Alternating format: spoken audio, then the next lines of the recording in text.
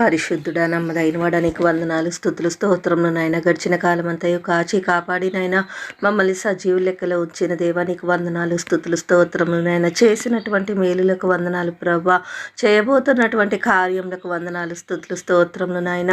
ఇదిగో ఈ ఉదయకాల సమయంలో నాయన నా తండ్రి పరిశుద్ధ గ్రంథం నుంచి నాయన నా తండ్రి రిస్పా అనేటువంటి ఒక స్త్రీ గురించి మేము ధ్యానించుచుండగా నాయన అయా నా తండ్రి ప్రభ మాట్లాడునది నేను కాదు కానీ నాయన నా తండ్రి నాకు తగినటువంటి ఆత్మీయ జ్ఞానం అందించి ఆ స్త్రీ గురించి మేము ఏదైతే నేర్చుకోవాలని మీరు తలపోస్తున్నారో ప్రభా, మేము అది నేర్చుకొనుటకు సహాయమును అనుగ్రహించుమని ఆమె జీవితము ద్వారా నాయన నా తండ్రి మేము ఎన్నో విషయాలు గ్రహించి ఆ వాక్యానుసారమైన జీవితమును మేమును జీవించుటకు సహాయమును అనుగ్రహించుమని విన్నటువంటి ప్రతి ఒక్కరూ కూడా నాయన ఆ వాక్యాన్ని దుష్టుడెత్తుకొని పోకుండా 30ంతలుగా 100ంతలుగా 60ంతలుగా ఫలించుటకు సహాయమును అనుగ్రహించమని సమస్తము మీ చేతులకు అప్పగించుకొంచుండగా సమస్తము మీ చిత్త ప్రకారం జరిగించమని సమస్త మహిమ ఘనత ప్రభావాలను మీకే ఆపాదించుకొనుచు యేసుక్రీస్తు పుణ్యనామమును బట్టి ప్రార్థనా మనవులన్నీ అడిగి వేడుకొని సాగిలపడి గోజాడి పొంది ఉన్నాం పరమ తండ్రి, ఆమీన్. ప్రియులారా, అందరికీ వందనాలు. ప్రభువు పేరిట మీ అందరికీ శుభములు తెలియజేస్తున్నాను. మరి పరిశుద్ధ గ్రంథం నుంచి 2వ సమూయేలు 21వ అధ్యాయము 10-11 వచనాలు చదువుకుందాం. అయ్యా కుమార్తెయగు రిస్పా గోనెపట్ట తీసుకొని కొండపైన పరుచుకొని కోత కాలారంభము మొదలుకొని ఆకాశము నుండి వర్షము ఆ కళేబరముల మీద కురియు వరకు అచ్చటనే ఉండి పగలు ఆకాశ పక్షులు వాటి మీద వాలకుండను రాత్రి అడవి మృగములు దగ్గరకు రాకుండాను వాటిని కాచుచుండగా అయ్యా కుమార్తెయగు రిస్పా అను సౌలు ఉపపత్ని చేసినది దావీదునకు వినపడెను. చాలండి. ఈరోజు మనం ఒక స్త్రీ గురించి ధ్యానించబోతున్నాం. ఆ స్త్రీ ఎవరంటే రిస్పా. సమూయేలు గ్రంథంలో 3వ అధ్యాయం 7వ వచనం చూసినట్లయితే, అయ్యా కుమార్తె అయిన రిస్పాయను ఒక ఉపపత్ని సౌలుకుండెను. నా తండ్రికి ఉపపత్ని అగు దానిని నీవెందుకు కూడితివని ఇష్బోబేతు అబ్నేరును అడుగగా. మీలో చాలామందికి రిస్పా గురించి తెలియకపోయి ఉండవచ్చు కదా. పరిశుద్ధ గ్రంథంలో దేవుడు రిస్పాను పరిచయం చేయటంలో చాలా గొప్ప ఉద్దేశమే ఉంది ప్రియులరా. రిస్పా ఎవరంటే సౌలు రాజు యొక్క ఉపపత్ని. మరి సౌలు రాజు ఎవరో మనందరికీ తెలుసు కదా. ఇజ్రాయేలు ప్రజల యొక్క మొట్టమొదటి రాజు. మరి మొదట్లో దేవుణ్ణి ఎంతో ప్రేమించినవాడు, దేవుని చేత ఎన్నిక చేయబడినవాడు. మరి సమూయేలు చేత అభిషేకించబడి చక్కగా రాజుగా చేయబడ్డాడు. ఆ తరువాత అవిధేయత వలన, గర్వము వలన, తిరుగుబాటు వలన ఆ స్థానాన్ని కోల్పోయాడు. దురాత్మకు తన జీవితాన్ని అప్పగించుకొని చివరికి అతని జీవితం ఎంతో పతనమైపోయింది. అయితే అలాంటి రాజుకు ఈ రిస్పా ఉపపత్నిగా ఉంది. ఉపపత్ని అంటే భార్య కాదు. ఆ రోజుల్లో రాజులు తమ భార్యలతో పాటు తమకు నచ్చినటువంటి కొందరు స్త్రీలను ఉపపత్నులుగా తెచ్చుకొని అంతఃపురాల్లో ఉంచుకునేవారు.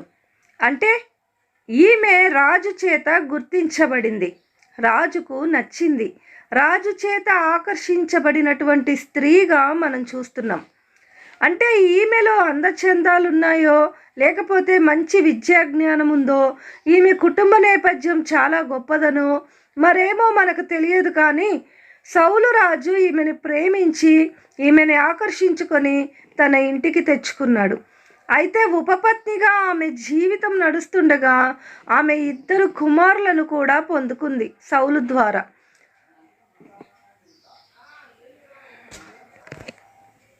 అర్మోని, మెహీబోషెతు అనే 2 కుమారులకు ఈమె తల్లి అయింది. ఈ విధంగా ఆమె జీవితం కొనసాగుతున్నప్పుడు మరి సౌలు యొక్క జీవితం ఎన్నో మలుపులు తిరుగుతూ చివరికి చాలా ఘోరాతి ఘోరంగా పతనమైన పరిస్థితి మనందరికీ తెలిసిందే. మరి ఈ 2వ సమూయేలు గ్రంథము 3వ అధ్యాయము 6-8 వచనాలు చూసినట్లయితే ప్రియులరా, సౌలు కుటుంబీకులను దావీదు కుటుంబీకులకును యుద్ధము జరుగుచుండగా అబ్నేరు సౌలు కుటుంబీకులకు బహు సహాయము చేసెను. అయ్యా కుమార్తె అయిన రిస్పాయను ఒక ఉపపత్ని సౌలుకుండెను. నా తండ్రికి ఉపపత్ని యగు దానిని నీవెందుకు కూడితివని ఇష్బాబోతు అబ్నేరును అడగగా, అబ్నేరును ఇష్బోషెతు అడిగిన మాటకు బహుగా కోపించుకుని, నిన్ను దావీదు చేతికి అప్పగింపక నీ తండ్రి అయిన సౌలు ఇంటి వారికిని అతని సహోదరులకును అతని స్నేహితులకును ఈవేళ ఉపకారము చేసిన నన్ను యూదావారికి చేరిన కుక్కతో సమానముగా చేసి ఈ దినమున ఒక స్త్రీని బట్టి నా మీద నేరము మోపుదువా? ఈవేళ ఉపకారము చేసిన నన్ను యూదావారికి చేరిన కుక్కతో సమానునిగా చేసి ఈ దినమున ఒక స్త్రీని బట్టి నా మీద నేరము మోపుదువా? చూడండి ప్రియులారా, సౌలు మరణించిన తర్వాత అబ్నేరు అనేటువంటి ఓ సైన్యాధిపతి ఈ రిస్పాను మోహించి అగౌరవపరుస్తాడు, అత్యాచారం చేస్తాడు. ఈ విషయాన్ని గుర్తించిన సౌలు కుమారుడైన ఇష్బోషెతు ఈ విషయాన్ని ప్రస్తావిస్తాడు. ఎందుకు నువ్వు నా తండ్రి యొక్క ఉపపత్ని అయిన రిస్పాను కూడితివని ప్రశ్నించగా, నీ తండ్రికి నేనిన్ని మేలులు చేస్తే గుర్తించలేదు, కానీ ఒక స్త్రీ విషయంలో నన్ను ఒక కుక్కతో సమానంగా నన్ను చూస్తావా? నేనొక పెద్ద సైన్యాధిపతినై ఉన్నాను. నేను నీ రాజ్యానికి ఎంతో మేలు చేశాను. రిస్పా విషయంలో నన్ను ఈ విధంగా నువ్వు ఎంచుతావా అనే కోపంతో అబ్నేర్ ఏం చేస్తాడంటే దావీదు దగ్గరికి వెళ్తాడు. దావీదుతో మంతనాలు జరుపుతాడు. నేను ఇంకా సౌలు కుటుంబాన్ని వదిలేశాను, ఇక మీదట నీతో పాటు ఉండాలనుకుంటున్నాను అని చెప్తున్నప్పుడు అప్పటికే దావీదుకి యోబాబు సైన్యాధిపతిగా ఉంటాడు. అబ్నేరు రావటం యోబాబుకి ఇష్టం ఉండదు. ఎందుకంటే తన స్థానాన్ని ఇతడేమన్నా తీసేసుకుంటాడేమోనని దొడ్డిదారిలో ఈ అబ్నేరుని యోబాబు చంపేస్తాడు. అయితే దావీదు చాలా బాధపడతాడు అనుకోండి. ఆ తర్వాత ఈ విధంగా రిస్పా అన్యాయం చేయబడుతుంది. తన ప్రమేయం లేకుండా, తనేమీ చేయకుండానే తన పేరు అసభ్యంగా వినపడుతున్న సమయం అది. అలాంటి సమయంలో మరొక దుఃఖకరమైన పరిస్థితి ఆమె జీవితంలోకి వస్తుంది. అదేమిటని చూస్తే 2వ సమూయేలు గ్రంథము 21వ అధ్యాయము 1 నుంచి 14 వచనాలు చదువుకుందాం ప్రియులారా. దావీదు కాలమున 3 సంవత్సరములు విడవకుండా కరువు కలగగా దావీదు యెహోవాతో మనవి చేసెను. అందుకు యెహోవా ఇలాగు సెలవిచ్చెను, సౌలు గిబియోనీయులను హతము చేసెను గనుక అతనిని బట్టియు నరహంతకులకు అతని ఇంటివారిని బట్టియు శిక్షగా ఈ కరువు కలిగెను. గిబియోనీయులు ఇజ్రాయేలీయులు సంబంధులు కారు, వారు అమోరీయులతో శేషించిన వారు. ఇజ్రాయేలీయులు మిమ్మల్ని చంపమని ప్రమాణపూర్వకంగా వారితో చెప్పియుండిరి గాని సౌలు ఇజ్రాయేలు యూదాల వారి యందు ఆసక్తి గలవాడై వారిని హతము చేయ చూచుచుండెను. రాజుకు దావీదు గిబియోనీయులను పిలువనంపి, నేను మీకేమి చేయగోరుదురు? యెహోవా స్వాస్థ్యమును మీరు దీవించినట్లు దోష నివిత్రికై దేని చేత నేను ప్రాయశ్చిత్తము చేయుదనని వారిని అడుగగా, గిబియోనీయులు సౌలు అతని ఇంటి వారును చేసిన దాని నిమిత్తము ప్రాయశ్చిత్తము కలుగుటకై వెండి బంగారములే కానీ ఇజ్రాయేలీయులలో ఎవరినైనాను చంపుటయే గాని మేము కోరుట లేదనిరి. అంతటా దావీదు, మీరేమి కోరుదురో దానిని మీకు నేను చేయుదుననగా, వారు మాకు శత్రువులై మమ్మను నాశనము చేయుచు ఇజ్రాయేలీయుల సరిహద్దులలో ఉండకుండా మేము లయమగునట్లు మాకు హాని చేయనుద్దేశించిన వాని కుమారులలో 7 మాకు అప్పగించుము. యెహోవా ఏర్పరచుకొనిన సౌలు గిబియా పట్టణములో యెహోవా సన్నిధిని మేము వారిని ఉరితీసెదమని రాజుతో మనవి చేయగా, రాజు, నేను వారిని అప్పగించెదనెను.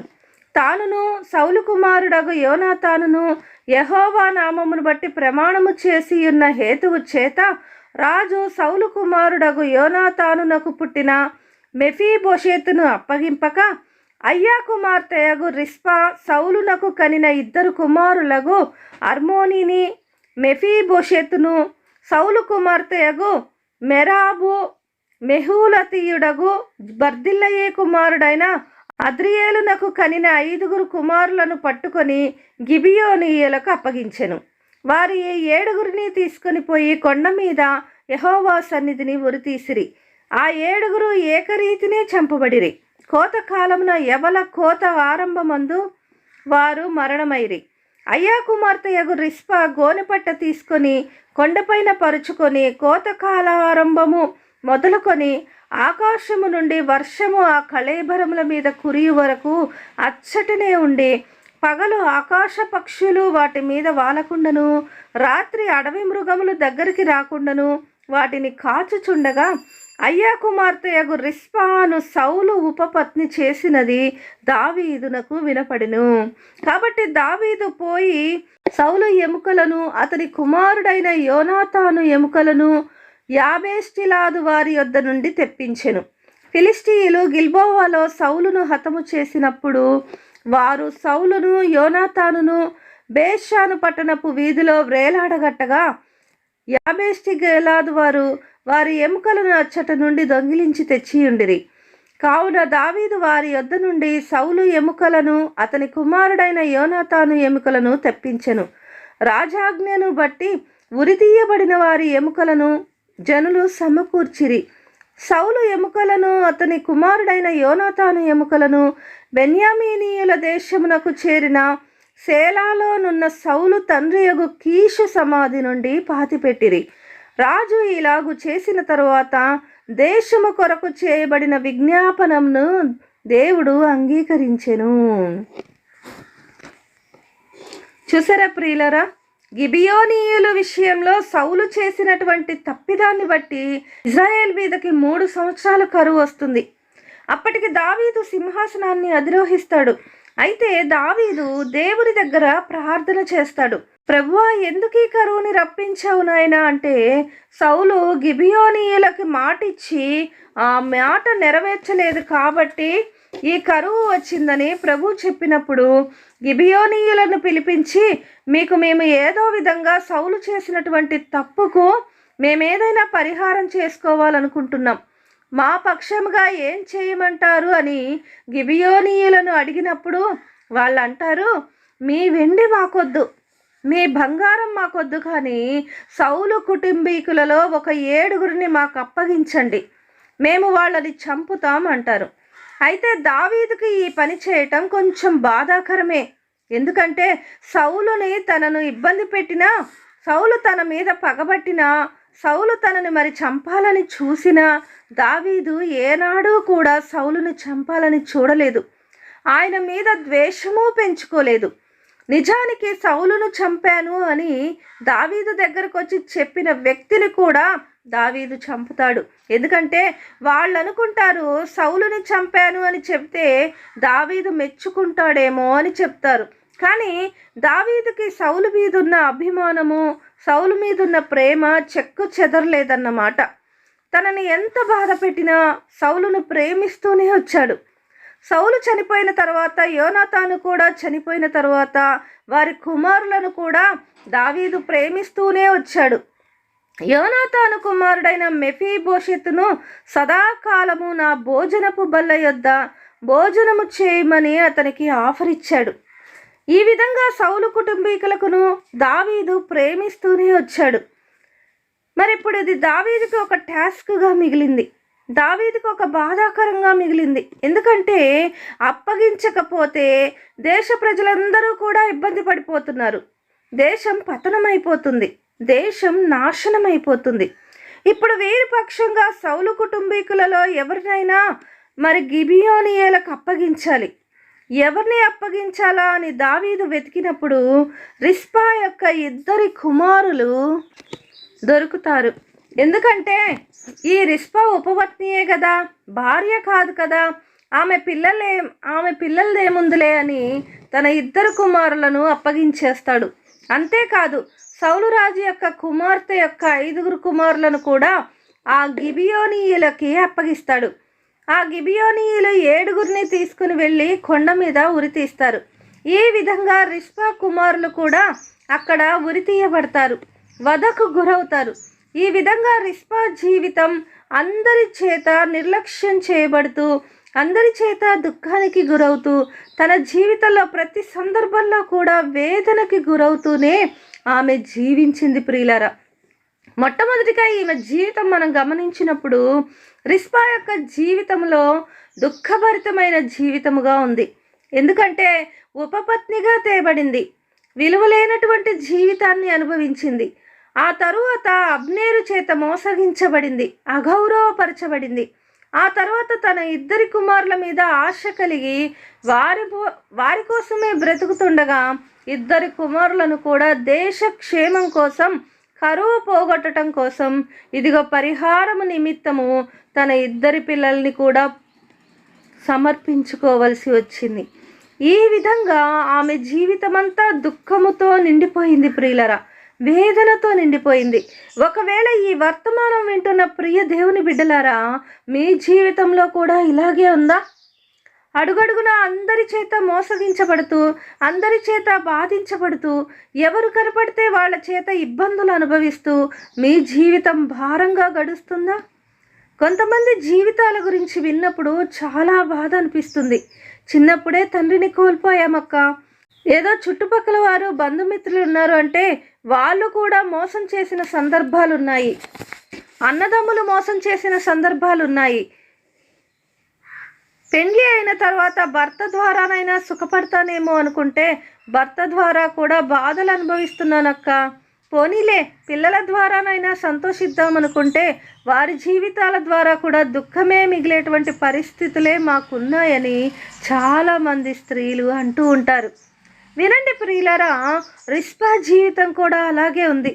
రిస్పాను మనం కదిలిస్తే ఏ కోణంలో చూసినా నా జీవితంలో సంతోషం లేదు, నా జీవితంలో అంతా దుఃఖమే, నా జీవితంలో వేదనే, నా జీవితము అవమానానికి గుర్తుగా ఉంది, నా జీవితము సిగ్గుకి గుర్తుగా ఉంది. ఏం జరుగుతుందో నాకు అర్థం కాని పరిస్థితుల్లో నా జీవితం వెళ్ళిపోయింది. నా ప్రమేయమేమీ లేకుండానే నా జీవితం ముందుకెళ్ళిపోతుందని రిస్పా బాధపడే పరిస్థితుల్లో ఉంది. ప్రియులారా, ఇలాంటి పరిస్థితులు కలిగిన స్త్రీని దేవుడు ఎందుకు బైబిల్లో వ్రాయించాడు అని కనుక మనం ఆలోచన చేసినట్లయితే ఆమె ఒక అద్భుతమైనటువంటి పని ఒకటి అక్కడ చేసింది ప్రియులరా.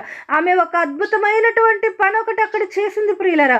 ఎప్పుడైతే తన ఇద్దరు కుమారులు మరణిస్తారో, మరి 2వ సమూయేలు గ్రంథం 21వ అధ్యాయంలో మనం చూసినప్పుడు తన ఇద్దరు కుమారులు మరణించిన తరువాత ఆ 2 + 5 ఆ సౌలు యొక్క కుమారులను ఆ కొండ మీద ఉరి తీసినప్పుడు ఆ శవాలని ఆమె ఏం చేసిందో తెలుసా?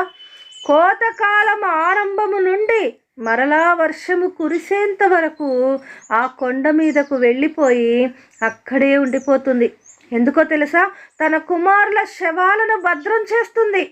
పగలేమో ఆకాశ పక్షుల నుంచి, రాత్రిపూటేమో అడవి మృగాల నుంచి తన బిడ్డల యొక్క శవాలను, కళేబరాలను, ఆ మృతదేహాలను కాపాడుకుంటుంది ప్రియులరా. ఒక స్త్రీ ఆ శవాల మధ్యలో, ఒక స్త్రీ ఆ కొండ మీద ఆ విధంగా గడపటం ఎంత భయంకరంగా ఉంటుంది ప్రియులరా.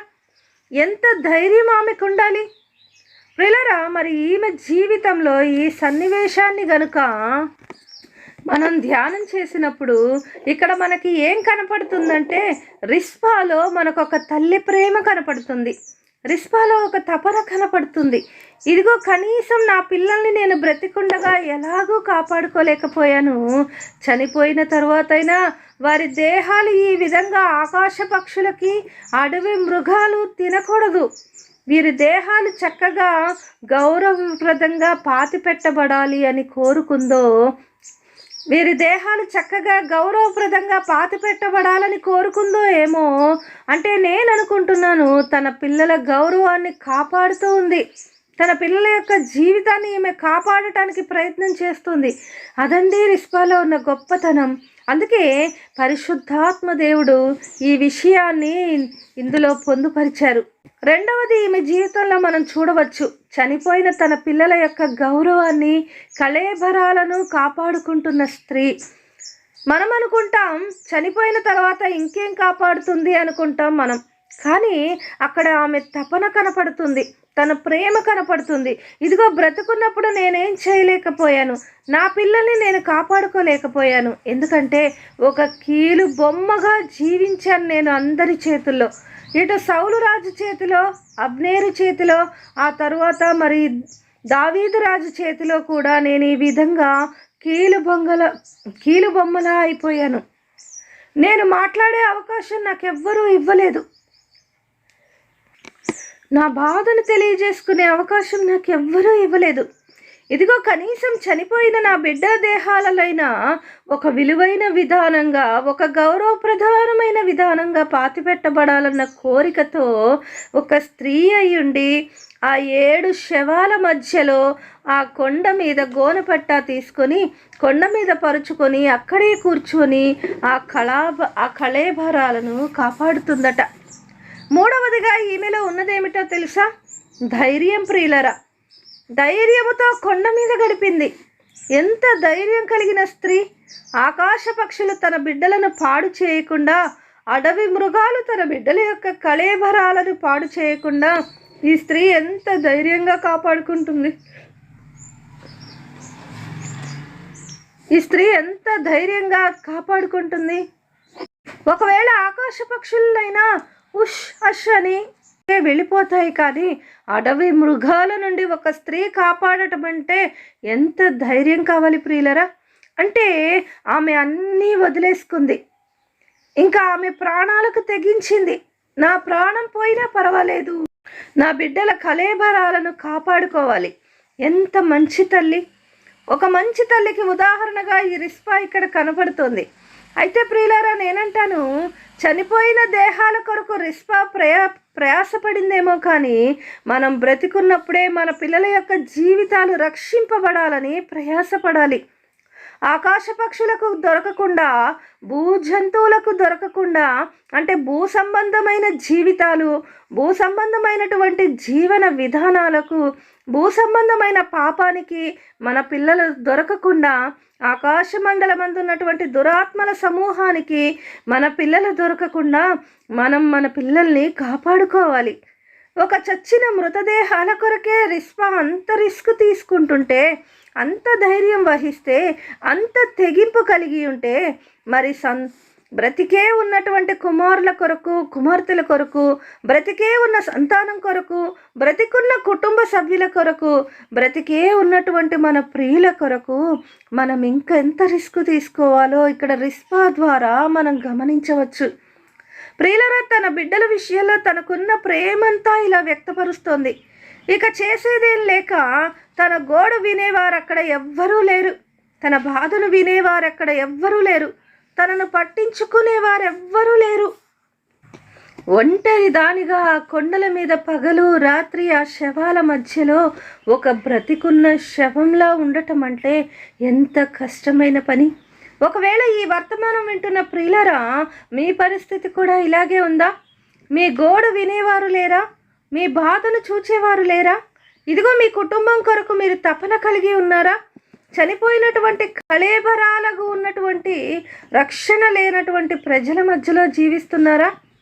ఆత్మరక్షణ లేకుండా పాపముల చేత, అపరాధముల చేత చచ్చిన వారుగా జీవిస్తున్న వారి మధ్యలో మీరు కూడా జీవిస్తున్నారా? అయితే వినండి ప్రియులారా, రిస్పా చూపినటువంటి ఆ తెగువ, రిస్పా చూపినటువంటి ఆ ధైర్యం, రిస్పా చూపించినటువంటి ఆ ప్రేమ, తన బిడ్డల కళేబరాల విషయంలో రిస్పా చూపించినటువంటి ఆ శ్రద్ధట దావీదుకు వినపడిందట. ప్రియులరా, ఇక్కడ రిస్పా ఏ విధంగా కొండ మీదకి ఆ గోనపట్టా పట్టుకొని వెళ్ళి తనకు తానే రోదన చేస్తూ తన బిడ్డల యొక్క రక్షణ కొరకు ప్రయాసపడిందో, ఆ ప్రయాస దావీదుకి ఎలా వినపడిందో, ఒకవేళ ఈరోజు నువ్వు కూడా నీ బిడ్డల కొరకు, నీ కుటుంబ సభ్యుల సంక్షేమం కొరకు, నీ కుటుంబ గౌరవం కొరకు, నీ బిడ్డలందరి ఆత్మరక్షణ పొందుకోవాలన్న ఆక్రందన నువ్వు చేస్తూ, లేకపోతే నీ కుటుంబం క్షేమంగా ఉండాలని దేవుని సన్నిధిలో మొరపెడుతూ కన్నీళ్లు కారుస్తున్నావో, దేవుని సన్నిధిలో గోనపట్టా ధరించి దీనత్వాన్ని వహించి ఆ కొండ మీద జీవిస్తున్న అనుభవం వలె నువ్వు కూడా కొండ అయిన దేవుణ్ణి ఆశ్రయిస్తున్న స్త్రీ వలె నీవుంటే, ఆనాడు రిస్పా చేసినది దావీదుకి వినపడినట్టుగా ఈరోజు నీ ప్రార్థన కూడా దేవునికి వినపడుతుంది. వినపడే రోజు వస్తుంది, ఖచ్చితంగా వస్తుంది. ఇంచుమించు రిస్పా 6 నెలల కాలం ఆ కళేబరాల మధ్యలో జీవించింది. 6 నెలల పాటు ఆ అడవి మృగాలతో పోరాడింది.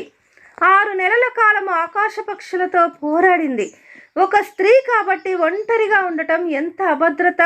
మరి ఎలాంటి పరిస్థితులు ఎదురవుతుంటాయి? సామాజికంగా కొన్నిసార్లు ఒక స్త్రీ ఒంటరిగా ఒక ప్రాంతంలో ఉండటం చాలా అభద్రత. ఆమెకు క్షేమం కాదది. కానీ 6 నెలల కాలం ఒంటరిగా ఆ మృతదేహాల మధ్యలో ఆమె జీవిస్తూ రోధిస్తూ తన బిడ్డల శవాలను, తన బిడ్డ యొక్క కళేబరాలను విడుదల కొరకు ఆమె తపించిన విధానం ఎంత బాధాకరమో ఒక్కసారి ఆలోచించండి.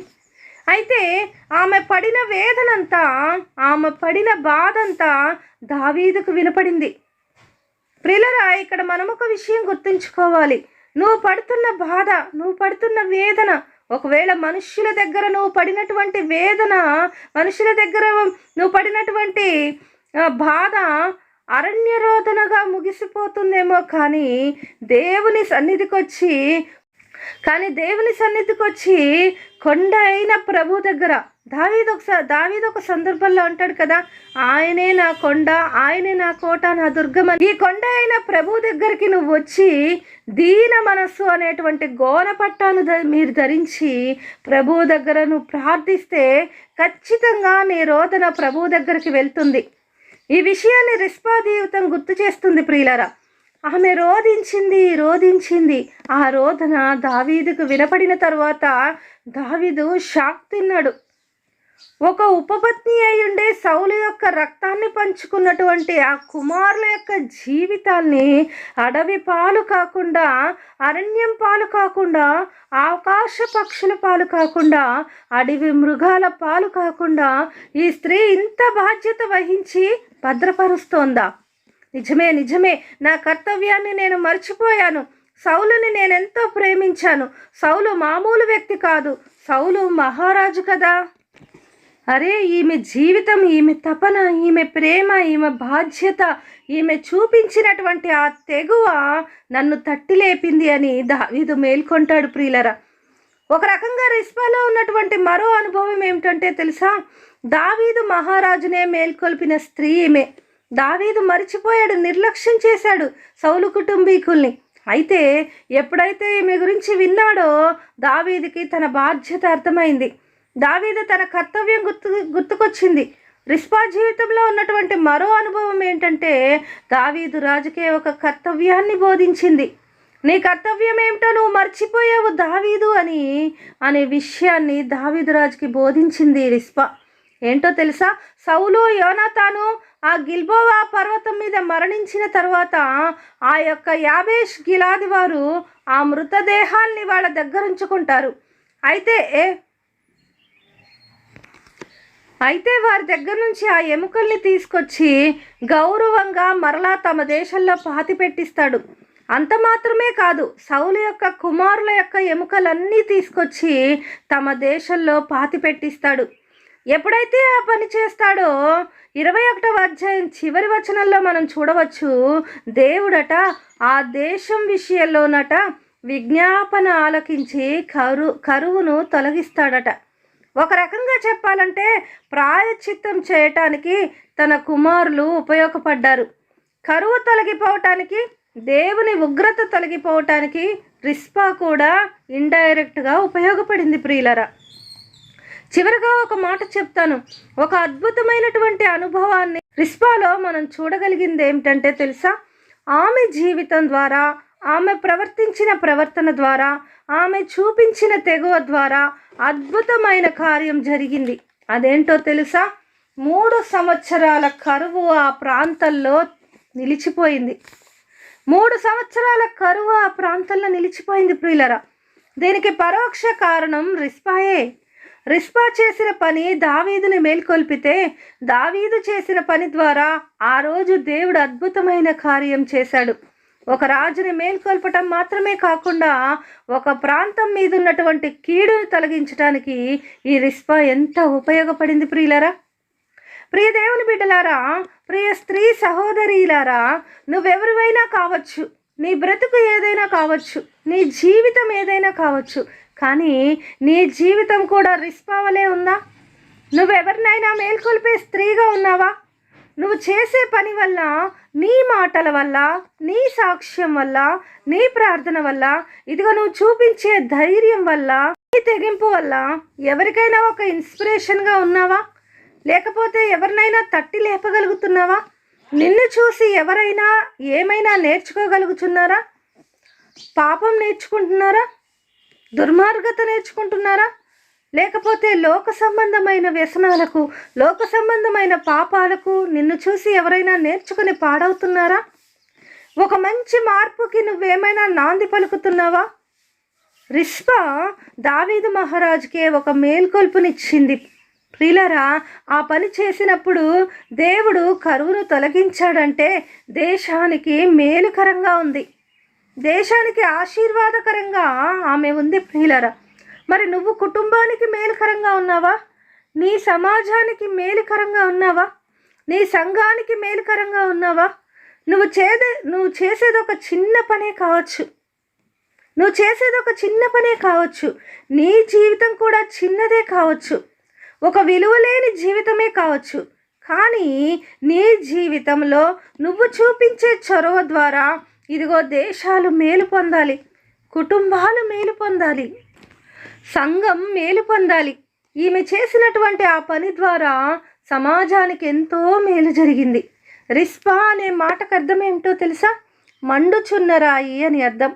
ఈమెలో ఆ మంట ఉంది. ప్రియులారా, నిర్లక్ష్యపరచబడిన జీవితం, అందరి చేత వెలివేయబడినటువంటి జీవితం, అందరి చేత చీ అనిపించుకుంటున్న జీవితం, నువ్వా నీ బ్రతికేమిటి అనిపించుకుంటున్న జీవితం ఈరోజు బైబిల్ గ్రంథంలో ఒక చక్కని అర్థవంతమైన జీవితంగా మార్చుకోగలిగింది.